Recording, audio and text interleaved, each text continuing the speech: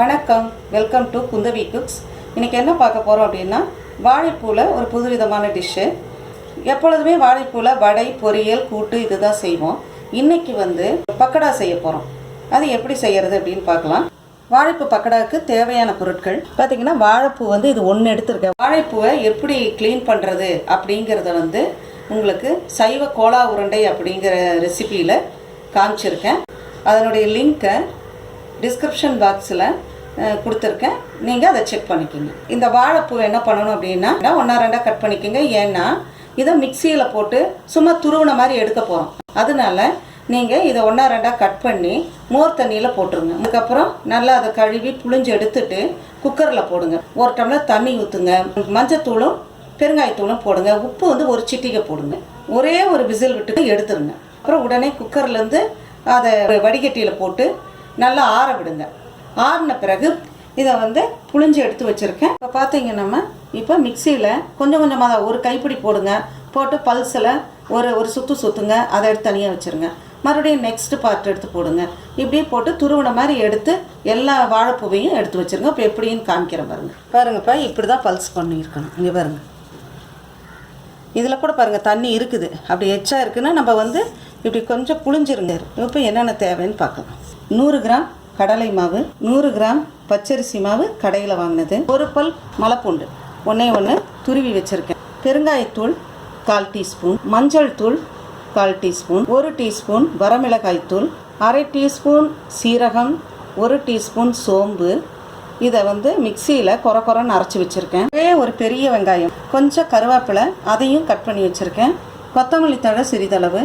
இப்போ என்ன பண்ண போகிறோமா, இந்த காயோட பச்சரிசி மாவு, பூண்டு துருவியது, பெருங்காயத்தூள், மஞ்சள் தூள், வரமிளகாய்த்தூள், சீரகம், சோம்பு கொரன்னு அரைச்சது, வெங்காயம், கருவேப்பிலை, கொத்தமல்லி தழை, உப்பு, 3 டேபிள் ஸ்பூன் சாதாரண எண்ணெய் தான் ஊற்றிருக்கேன். காய்ச்சலை அப்படியே ஊற்றிருக்கேன்.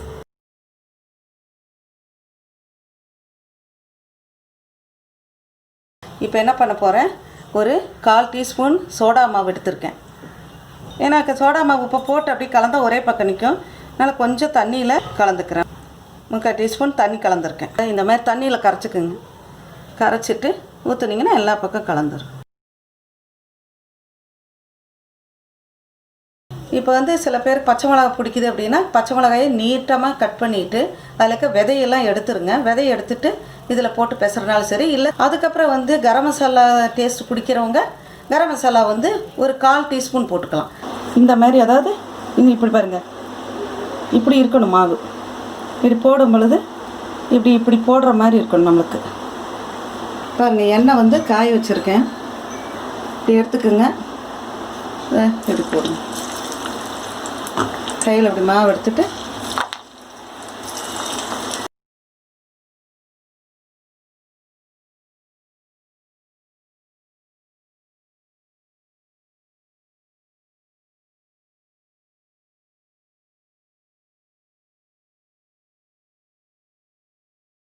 பார்த்தீங்களா? சரிங்களாம்மா? இப்போ இப்படி நல்லா இப்படி கலந்துடுங்க. பொறுமையாக செய்யுங்க. இப்படியே சுற்றி விட்டிங்கன்னா ஒரே மாதிரி வேகும்.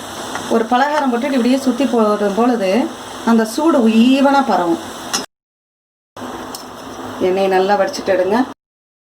பாருங்கம்மா, சுவையான வாழைப்பூ பக்கோடா ரெடி ஆயிடுச்சு. இதை நீங்கள் ஈவினிங் ஸ்நாக்ஸாகவும் சாப்பிடலாம். மத்தியானம் நீங்கள் சாப்பாட்டுக்கு இதெல்லாம் சாப்பிடலாம். ரசம் சாதம், தயிர் சாதம், சாம்பார் எல்லாத்துக்குமே இது சூட் ஆகும். செமையாக இருக்கும். இந்த ரெசிபியை ட்ரை பண்ணி பார்த்துட்டு உங்களுடைய கமெண்ட்ஸ் எங்களுக்கு போடுங்க. உங்களுடைய ஃபேமிலி அண்ட் ஃப்ரெண்ட்ஸுக்கு ஷேர் பண்ணுங்கள். குந்தவி குக்ஸ் சேனலை சப்ஸ்கிரைப் பண்ணி வச்சுக்கோங்க.